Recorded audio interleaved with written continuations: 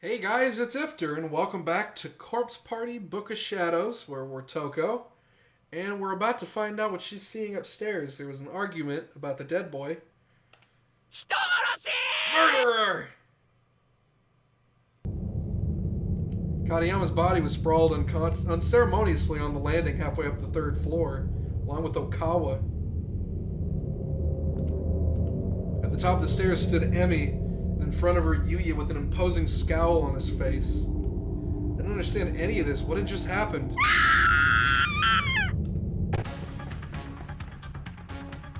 Emi let out another scream and came running toward me down the stairs. Okawa then seemed as if he'd fallen and broken his arm.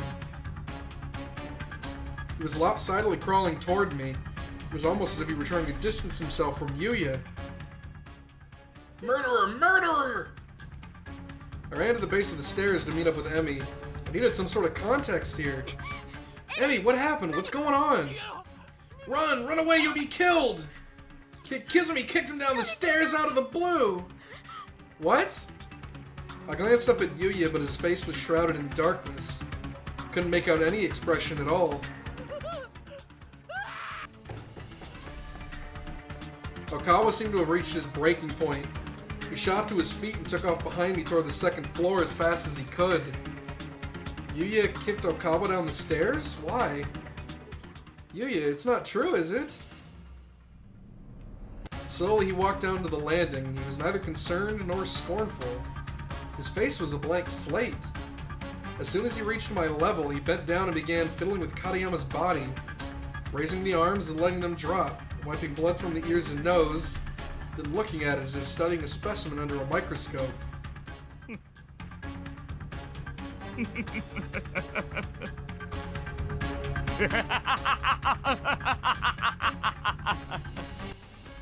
What the hell? He was enjoying this. I finally got to see an emotion written clearly on his face, and it was elation? How is this not some crazy dream? Yuya, no! Tears began spilling from my eyes like water. I was shocked, confused, and I don't even know what else. Toko, get away from him, Kuri! God, no!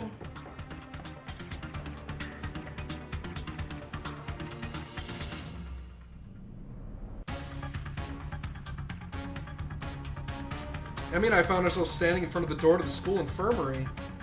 Shimada took the key and lost it, so this room is no good. If we hid in a place like that, we'd be sitting ducks anyway. We need to go farther down, to the first floor. Poor girl was frantic. Can't say I blamed her, but, well, something about this whole situation just didn't feel right to me. Emi, I'm still not sure we need to run. Huh? What? I just don't believe Yuya, kind sweet Yuya, would be capable of something like that. But he really did kick him down the stairs. It happened! He kicked Okawa? How can that possibly be true? Fine, do what you want then. I don't care anymore. With that, Emi pushed me out of the way and ran past me, toward the stairwell leading to the first floor. Emi? I have nothing more to say to you. You wouldn't believe me anyway, since you're so convinced I'm lying. And off she went. I was now separated from every one of my friends, but was I really in danger? I mean, I was, but from Yuya? That just didn't seem right. Or more likely, I didn't want it to be. I wanted to believe this was all a misunderstanding. My legs were shaking, my head was swimming. I just stood there, unsure of where I should go or what I should do. And then there he was, right behind me. And in his hands was Shimada's huge knife. The one that was last seen jutting from Shimada's stomach, still dripping with blood. This definitely made matters more complicated. How could I doubt Yuya's guilt when he was holding something like that? Why did he even have it? How could he possibly bring himself to pull a knife from his friend's lifeless corpse? But I wasn't going to run. I turned around and I braced myself. I opened my mouth intent on discussing this rationally. If I ran away now, I felt like it would all be over. There'd be nothing left to save. No one left to trust. But what could I possibly say to him? Oh boy,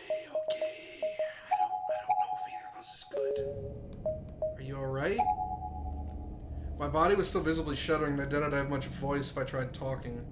But I just wanted this all to be a horrible mistake so badly, I knew I had to say something. I knew I had to get through to him. Maybe he was just freaking out his own way. This whole experience had been taxing for all of us, and Yuya's only human. Must have been terrified. Maybe I could help him get through it, get him to talk about what's bothering him and feel a little better. It was worth a shot at least. Yuya, are you alright? Kisaragi. Kisaragi. Do you know where Urabe and Okawa are? Why? No answer. He just started muttering to himself and slowly walked right past me, as if I weren't even there. Yuya, what are you doing? What do you have in your hands? Thought I could put it to good use in a lot of ways. Stop this! Get rid of that thing! No, I couldn't let this go on. I grabbed him by the arm and just clung to him, putting my full weight on his body to keep him from going any farther down the hallway. He was at a crossroads, about to walk down a path of no return. I wasn't going to lose the kind, considerate Yuya I'd fallen for. Unfortunately, the only tools I had at my disposal for stopping him were my feelings, and those just weren't going to be enough. Ow. Gah. I was so startled that it took me a moment before I even figured out what had happened. It's the same in here, you know. That was the first time in my entire life that I'd ever been punched in the head. And he put everything he had into it. Getting killed by this school. I couldn't focus. My brain was still rattling inside my skull from the impact. They're getting killed by me. The world was spinning. I looked up at him with spasmodic, twitchy, tear-filled eyes. There was no sign of remorse or compassion whatsoever. He looked like a feudal warrior clutching his sword and staring down at his enemy. The area all around my eye was throbbing. It hurt so badly and felt so swollen and sore, I couldn't even imagine what it must have looked like. He wasn't done with me. He got in closer and closer, grinning unnaturally as he raised his fist for a second strike.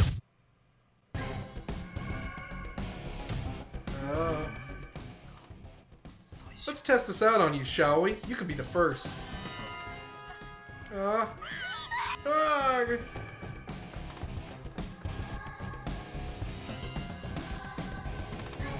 was running on pure instinct and adrenaline at this point. I shot to my feet and just forced them to carry me to safety. Somewhere, anywhere. He was gonna kill me. He really was gonna kill me. God! Felt something rattling around uncomfortably in my mouth, so I spit it out into my hand. It was white. A single white tooth with blood-red highlights at its root. The maniac had actually knocked out one of my teeth. God, my tooth! He was there just behind me. I panicked, tripping over my own feet and stumbling to the ground on the landing between the first and second floor. I'd fallen on my backside, dropping my tooth on the ground next to me. I began slinking away from the encroaching figure of Yuya Kizami. Save me, somebody, anybody, God, please! No! Huh? I was scooting backwards across the floor, too stiff, sore, and scared to stand. But then my hand brushed across something metallic. A key! It's the infirmary key Shimada lost! Even with my hand right over it, I was shaking so badly that I could barely work my fingers to get a grip. It was the most frustrating feeling in the world, and for a few seconds, it felt like hours, I just kept trying in vain to pick up that damn key. Finally, I slid my finger through the ring. I had it. This was my one and only chance. Scrambling to my feet, I somehow slipped past Yuya and ran back up to the second floor as fast as I could force my shaky legs to carry me. I had the key. I could lock myself in. I could hide in the infirmary. That's a pretty good idea. Kizami didn't pursue. Well, not right away. He just stood there staring at the tooth that I dropped on the ground. Staring intently as if trying to make out what he was seeing. Her tooth? No! No. Who chews teeth? Who eats a tooth? Who does that? Stop! Please stop. Sounds are bad. Oh! Okay. Skipping the rest of these crunches. He ate a tooth. How does one eat a tooth? How do your teeth break through another tooth? How does it even happen? I mean, I guess it could. I guess not everyone's teeth are the same toughness, but still, there didn't seem to be any way to lock the door from the inside. I needed to find a hiding place before Yui showed up. Corner of the room? Under the bed, maybe? I was scanning every inch of the room as quickly as possible, sizing up my surroundings. My eyes stopped on one of the medicine shelves. Scissors! There's scissors in there! Felt like such a revelation, like the answer I was looking for, but what was I gonna do with scissors? Was I gonna fight? Fight who? Yuya? I wouldn't stand a chance. I decided to leave them there. I stepped back and crouched down behind the partitioning screen that was set up in the middle of the room. Poor Toko. This is where Satoshi finds her. But I don't feel like that's an out. Oh god. There's a ghost girl in a red dress coming! Arabe had run back to the bathrooms on the 3rd floor to warn Okawa about the imminent threat that was approaching. This is exactly the same as the other game. Unsurprisingly, he was still crouched on the ground, cradling Katayama's lifeless head in his arms, so we're flashing back. That's not clear. He was still stubbornly insistent that if he were to leave that spot, he'd have to carry Katayama with him. It's not possible. We have to leave him and run. We'll get caught if we don't. No, we can't just leave him behind. We have to. We have to take him to a hospital. But he's dead. No, he's not. He's dead. He's not. He can't be. What a stubborn, foolish man. I'd had enough. I decided I'd rip Katayama's body from Okawa's arms and kick it down the stairs. See, that's what I figured happened in this situation. This gives a little more clarity to it. It made one hell of a thud when it hit the landing, but he was already dead, so what did it matter? As long as it helped get Okawa moving, I didn't care. See? Look, he's dead. So get your ass off that floor and run. Open your eyes. Katayama is dead. We have to get out of here now. Kizami.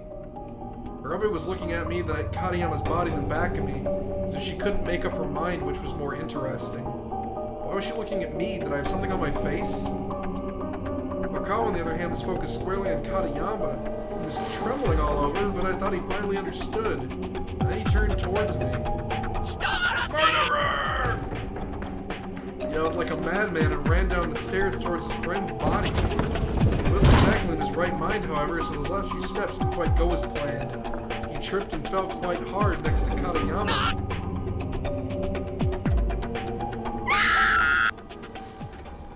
Murderer! Murderer! Emmy, what happened? What's going on? Murderer? Who? Me? I wasn't the one who killed Katayama. Run away, you'll be killed! I see. In here, getting killed by the school and getting killed by me are one and the same. We're all gonna die here either way, after all.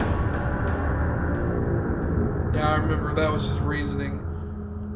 That whole situation is stupid, and I hate that stupid Ryosuke kid. Or whatever his name was, I hate him. Okawa. He's an idiot. I get it. Your friend's dead. But like, someone needed to slap him in the face. Alright. Is that the end? I think that's it. This seems like a credit sequence. Yep. That is a credit sequence. Okay. Well, I'm glad I played this. I'm glad somebody asked me to play this and that I decided to actually play it. Can't remember who recommended it, but you know who you are.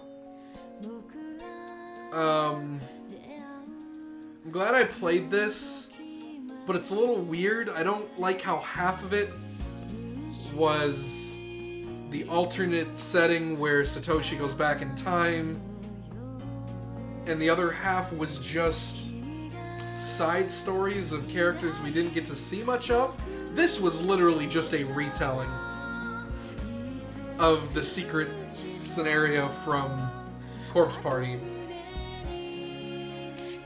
So I feel a little worse about that. But this is still really good. I never got to do anything with Satoshi! Which I guess was the point. You were supposed to see other characters. This feels less like a complete game, though. If that makes any sense. This feels less like a complete game and more like a side story you would get at the end of a game. I mean, there's a lot of content here. It's clearly enough for a game. Story-wise, it just feels weird.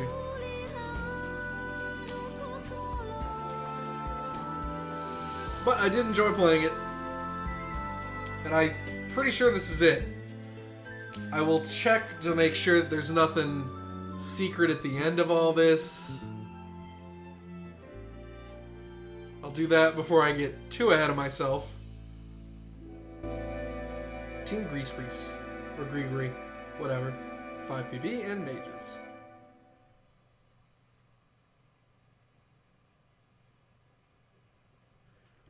Also, when I say prologue blood drive chapter is now playable, a whole bunch of Tomokazu.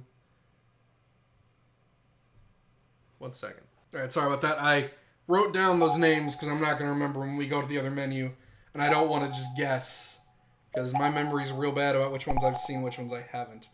There's another prologue there. There's another prologue. That might have been in the middle of a thought there a moment ago. I don't remember what it was. So, my bad. Let's just do the soulful testimonies and I'll do the prologue next time. I don't know what it's going to be. Okay, so Tomokazu, Seiko, Yumi, Satomi. We're missing 2. Those must be from the prologue. Okay. Tomokazu. Where are the other ones? I'm missing one then. Tomokazu, Seiko, Satomi, and Yumi. Where's Yumi?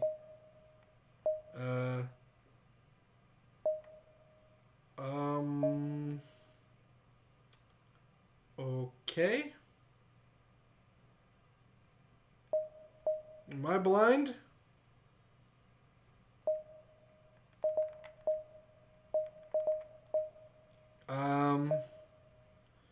Yeah, I don't see the Yumi one, so I'm going to assume I didn't get that one. Unless it's this. 7役の五十嵐ひろみです。 Nope. Wasn't her. I'm assuming it's supposed to be one of these 2, but it didn't work out. So I'm going to listen to the other ones that I did actually get then, I guess. はい、刻み優也役の杉田智和です。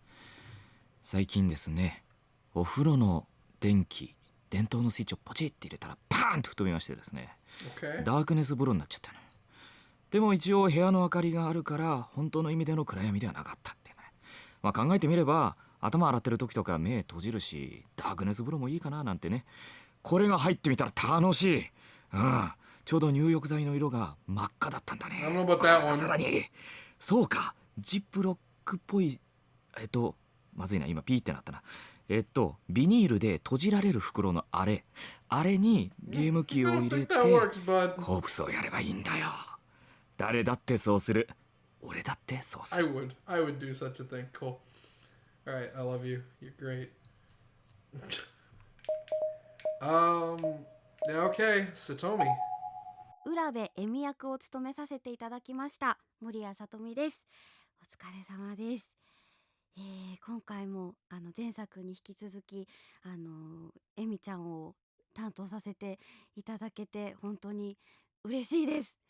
嬉しいんですがこのコープスパーティーの台本はうちで台本チェックをしている時からもう怖くてあらゆる音にもう敏感になっちゃってそんな状態だったんですけれども、さらになんか今回台本読んでたら別の方のセリフでなんかあれだけあいつが釘刺してたのに俺はみたいなセリフがあったんですけど、釘刺すみたいなそういうところにまでなんか火みたいななんか全然関係ないところにまでビクビクしながら台本を読んでおりました。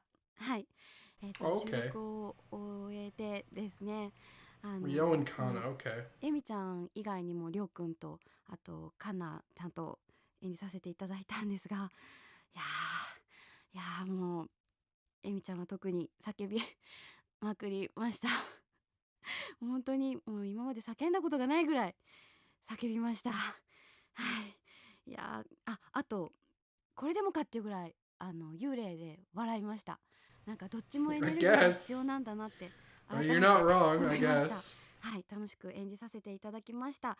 ぜひぜひまあこれを聞いてくださってるっていうことはですね、作品をやってくださったのかな、これからかな、わからないんですけれども、 If I はい、 got your ぜひ soulful testimony, I had to 恐 have 怖を played the game. 楽しんでください。はい、ありがとうござい I ま guess し she た。 didn't get the full scenario. Okay. Seiko.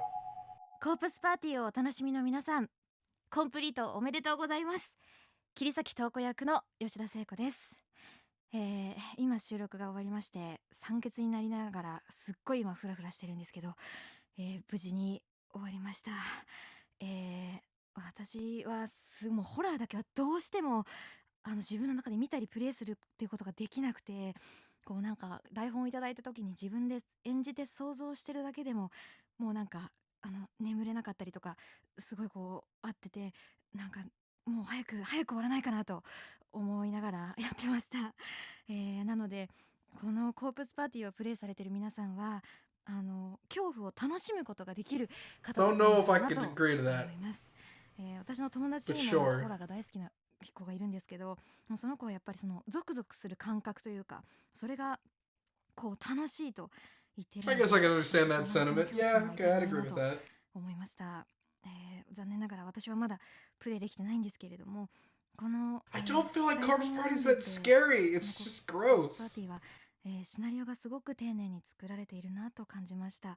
なのでこのコープスパーティーは選択肢によってこう分岐点があって未来が変わったりとかルートが違ったり、するゲームなので、ぜひ全て攻略して、やり尽くしてコープスパーティーの世界を楽しんでみてください。ありがとうございます。 You're welcome. And that is going to be it for me for now. Next time we'll go into that prologue, which I can't imagine is very long. I know, we'll find out. Also, I had a great idea. Between recordings, I am going to check the person's name because I may have written it down wrong. It might not be Yumi. Going to check in the little recording afterwards, after I stop this. And if I can find the person I missed, I will play at the beginning of next video. So until next time, everybody, for Blood Drive chapter, take care.